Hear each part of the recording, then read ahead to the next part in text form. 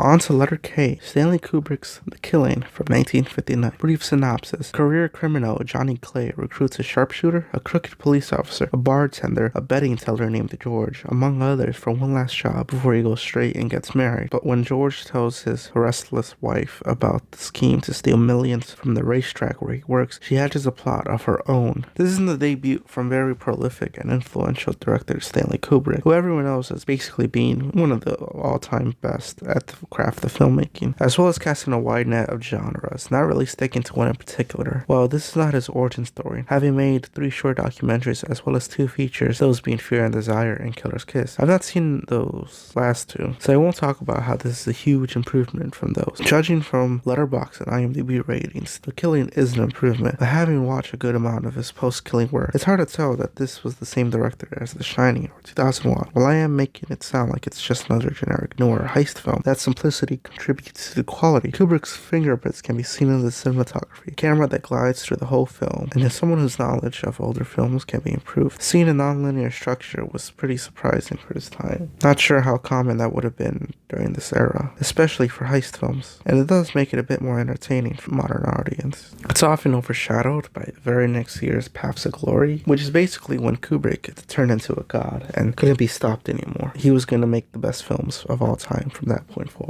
There are some things that do hold it back for most people, such as the weird acting. This is 1956, and for rewatching it, I forgot that there was a lot of narration, so that was a bit of a slog to get through, but it's all well worth it for the final third. This is an absolute watch for fans of noir or Kubrick.